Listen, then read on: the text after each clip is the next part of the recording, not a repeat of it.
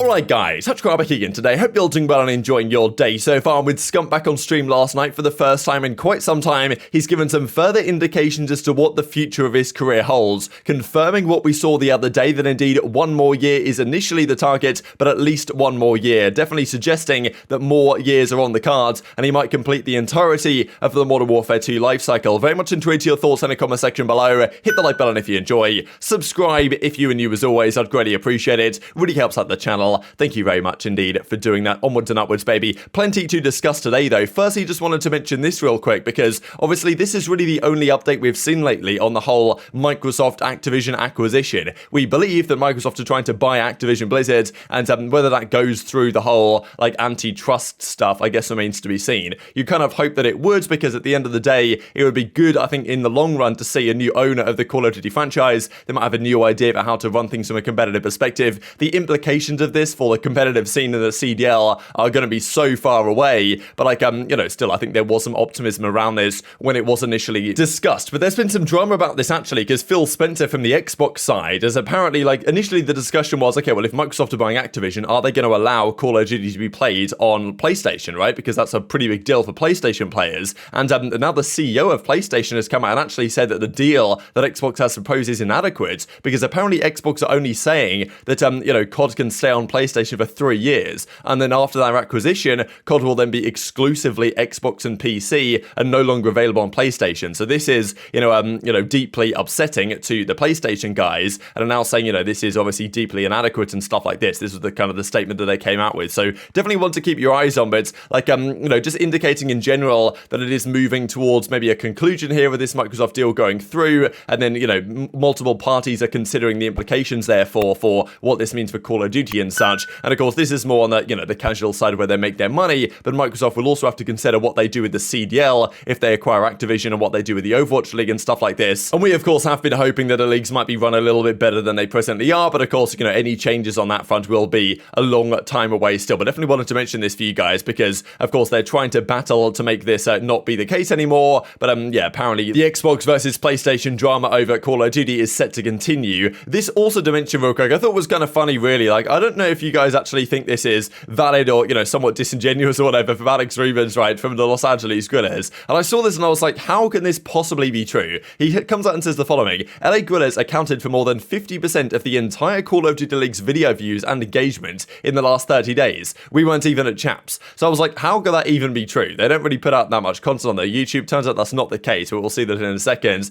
And I was looking at the Call of Duty League's channel thinking, where's the LAG content? And I was thinking, okay, I've talked to LAG a fair bit, but it's the last month or so is really, like, it's not like LAG have been a real massive talking point. Like, of course they have with the Arcitys stuff, but it's not been the same deal with the FaZe and the OpTic stuff that we've had over the last month or so. So I was like, where exactly are these numbers coming from? And it turns out on their YouTube channel, they've been doing a lot of shorts. And I guess this is kind of fair enough, right? But a lot of these shorts are not necessarily tied to Los Angeles Guerrillas. Like, these successor ones are about, Warzone and different class setups and stuff like this. So of course that this video was good. But I don't know what you guys think about this, because I was looking at this thinking, hang on a second there, how do these numbers make sense? But it turns out they're counting like these Warzone like clip views from the shorts, which really, like, are they too valid to, if they're using those numbers to sell, LA Guerrillas brand as like, yeah, wow, we're really killing it as a CDL franchise. It's like, I'm not sure that necessarily checks out per se, but I thought it was interesting to mention regardless. But on the other side of things, they've got the likes of the Florida Mutineers. They're doing their fair share of content, and actually Dave Paddy is like their key content guy now. It's pretty funny actually. They've done a lot of videos with this guy. Unfortunately, Dave Paddy's getting shafted because he's not going to be on the starting roster. They're going to stick him on the bench, and it's a bit weird really, because they decided to extend Dave Paddy's contract. And I was thinking at the time, well, if you're going to extend his contract, surely Dave Paddy is going to be your man as the main AR on this team, right? Because like obviously last season it didn't really work with Dave Paddy, and also Sky is there, and like the roles and everything didn't really work. But I think there's a world in which Dave Paddy as the main AR can work with a bit more leadership around him. I think he can be still a solid player if he plays in a playstyle that actually, accommodates winning. But when they extended his deal, I was like, well, surely he's going to be the main, because Dave Paddy doesn't make any sense as a substitute, because he's not going to be a very good substitute theoretically, right? All he can replace is your main AR. Like, he's not going to replace an SMG or even a flex player. So that's kind of why this is, it seems a bit strange. When they first extended him, I thought, okay, he's going to be their main. Now they're going to get MajorManiak, and he's on the bench, but also apparently the main content guy. So thought that was pretty cool to mention. This also to say from Dave, of course, you guys might know Dave famously from, well, of course, the Epsilon team back in the day. Lightning Pandas, Team War in slightly more recent times. But yeah, of course, Dave Welsh, player's been out of the league for a couple of years now, didn't really get a spot since the start of the franchise era. He's going to try and make his return. Like, I think maybe he went to Halo or something and then has made the return to Call of Duty. I think a lot of guys have done that after hoping that Halo would be better for competitive than it turned out to be. So like, yeah, these guys are back in business. So Dave is returning to competing as well. But wow, it's going to be stacked down there in challenges, right? You've got the likes of Scraps, Waskin, like Blast, all these guys trying to make the return. Guys that had some success back in Modern Warfare and are trying to repeat the trick once again here. This also to say on Phoenix, right? So we don't know exactly what's going on with Rostermania. We certainly don't know what's going on with Coachmania. So Marky B, Sender, Phoenix, like Dereel, all these coaches are free agents like Bobble, JP Krez, all these guys are out there to move around and join different teams. Now, Phoenix, of course, was on the Seattle Surge this past season. And despite, I believe, his contract's coming to an end, I believe the expectation is that he'll be staying on the Seattle Surge next year. I think there was some talk about Phoenix maybe going to Toronto and other possibilities like that. It's a bit of a strange one because I think Dereel is now intending to stay over at the Subliners, which makes sense because Hydra's still there. They might bring on an assistant guy, and like whether like Sender, for example, from OpTic can go to a main coach role at like the Los Angeles Guerrillas, or whether he becomes the assistant coach somewhere else, and it actually turns out that OpTic don't really want Sender anymore. I guess we'll see about that in the coming days. But Phoenix not only has apparently signed a new contract as a coach, but also has taken Seattle Surge out of his bio. This was noticed by a couple of people that Seattle has gone from his bio here. Now, like in fairness, he's still got it in his header. So like I'm kind of unsure what to read into this when people take stuff out of their bio. Is he, you know, they could just be baiting around. He's still got it in the header. So I'd say there's a reasonable chance he's baiting around here and he's going to stay as the head coach for the Seattle Surge, but one to keep your eyes on for sure over the coming days. And speaking of that type of stuff, no further update as it stands on Gunless, where he might potentially go. Still probably no spots going into next season. But let's talk about the whole OpTic situation, right, and Scump's future potentially, because there's been many talks about this lately and exactly what the plan might be for Scump going into next year in 2023. We know that at least he's going to compete for this entire season, but after that, the future was definitely up in the air, right? I mean, Hex, even we saw this clip the other day where Hex was saying, look, I'm happy that you decided to stay for one more year. I hope that you reconsider at the end of this year and stay around longer, right? So kind of implying that Scump had told Hex and the team, like, look, I'm staying for one more year. Anything after that is not guaranteed. Now, Scump on stream last night came at this with a slightly different tack and said, yes, I'm competing for one more year, but at least one more year, and then doubling down and emphasizing the fact that it's at least, right? So he's saying, yes, it's going to be at least next season, but, you know, more than likely, based on the way he said this, that he's definitely considering staying longer than that. Please don't retire after you win trios. Nah, I'm playing at least one more year, bro.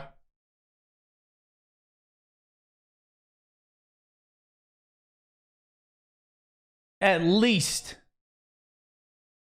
Yeah, and hopefully the one thing that I want for next year is hopefully we can play Warzone. Because, like, Vanguard, we couldn't play Caldera because they were so different.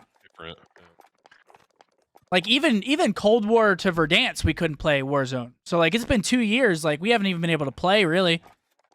Yeah, that was at least fun in MW. When we of course, I think this depends to some degree on how next season goes. I've said before that I would like to see Scump end up on a flex or something at least for one season before he decides to call it a day. And also next season will be an interesting one, just because Scump also, I shared that clip for you guys where he said that he's really hoping that he can play both CDL and Warzone at the same time because they're on the same engine. This might actually be like kind of a key factor in keeping Scump around for a little bit longer, just because he wants to be able to do content and play in these Warzone tournaments and do this stuff on the side. Like, he doesn't necessarily want to be 100% committed all the time to being a CDL pro, because if he is, like, you know, that's probably going to shorten the life of his career to some degree if he can't fully do what he enjoys doing all the time, because he can't really play Warzone because it's a different engine, right? I think that was the key issue in Cold War, is that you don't really want to play Warzone with an entirely different engine, movement system, this type of stuff, when the main game plays rather differently, right? And therefore you're mixing up your muscle memory. It's not good for your competitive potential at the highest level. So if Modern Warfare 2 comes out, as it will, and then Warzone 2 comes out like 2 weeks later, and they run on exactly the same engine with the same movement mechanics and all this type of stuff, then Scump's probably going to be rather happy about that, and therefore he can do both at the same time. And obviously his focus is on being the best player he can be in the CDL side, but clearly that's one of the key things he's hoping for, is that he can play both when he likes to on stream and the like, when of course the new Warzone comes out, without affecting his play in the CDL side. So I think that might be a key thing that you'd imagine would be the case, right? New game, Modern Warfare 2, new Warzone game coming out just afterwards. You'd imagine they're on pretty much exactly the same engine and movement system. So if that was then to help Scump decide, okay, look, I'll stick around one more year after next season, right? Whatever happens next year, maybe Scump decides, okay, look, let's just complete the mission, right, in Modern Warfare 2.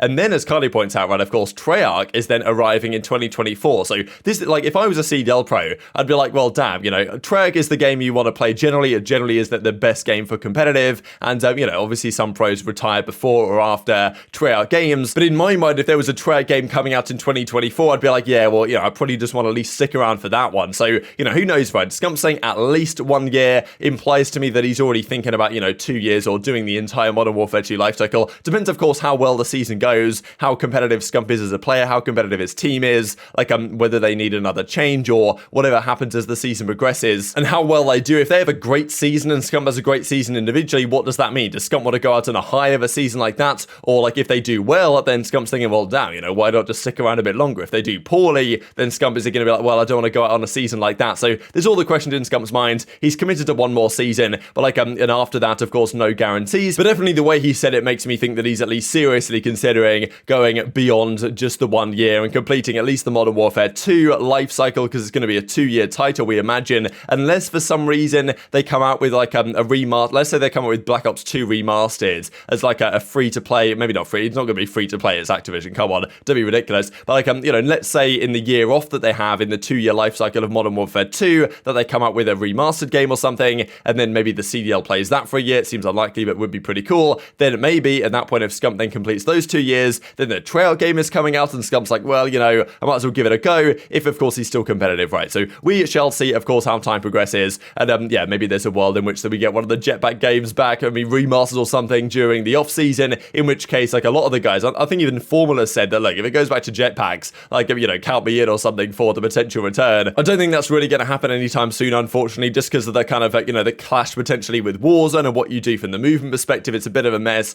but yeah, definitely one to keep your eyes on. But there's definitely some optimism there now that even though we said a few days ago that Scump maybe just 1 more year, he's now suggesting that there could be still a little bit more left in the tank. Let's talk about a few things before we close out. Some LAN-only cards here from Lionman or the Breaking Point page. I think we hit 50,000 followers actually on the Breaking Point page as well, so appreciate that. If you haven't followed the Twitter yet, feel free to do exactly that. But these are some of the cards from LAN this season. This one for Envoy I thought was kind of incredible actually. His first blood rate in search is pretty stellar, but look how consistent he is in across the game modes. Like, I haven't really seen this in Respawn, someone having precisely a 1.0 KD. Like, this is pretty much exactly what you want from your SMG player, right? If your SMG's got a 1.0 flat, like, that is ideal. So impressive stuff. Envoy was good honestly all season long, especially at the start, but also especially at the end when Los Angeles Thieves were having all their successes. This was Havok as well actually to mention, because despite the relative lack of success that Minnesota Rokkr had at the end of the season, Havok in fairness did do a pretty good showing, especially on LAN, right? Because, you know, people say Havok online or this type of stuff, but the reality is that he was good on LAN, especially in the respawns of 1.11 in the hardpoints,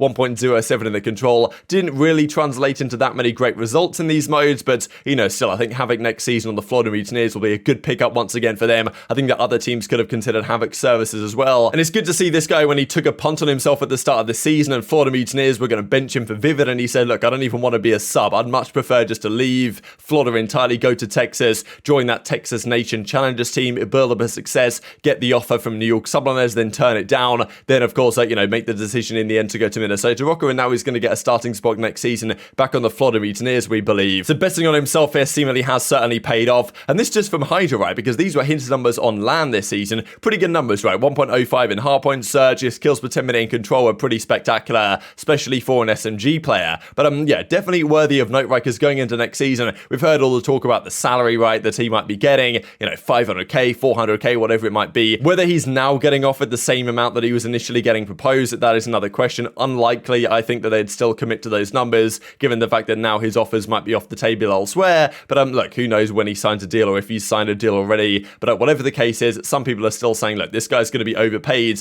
for whatever he's going to bring to the roster. And surely if you're paying that much for a player, you've got to achieve success. I'm not really sure the team around them necessarily brings that, but these were his numbers from the entirety of the season. Crazy, really, that they ended up New York Subliners 12-9 on LAN, given the fact that at the start of the year they were absolutely woeful. But yeah, they're the good run, of course, at Major 4 especially. But very much intrigued to your thoughts on all this stuff in the comment section below. Hope you guys enjoyed the video. If you did enjoy it, hit the like button, tells the YouTube God, does a good video, others like you should see it as well, and grow the competitive Call of Duty community. Thank you guys, as always, take care of yourselves, and I will see you next time.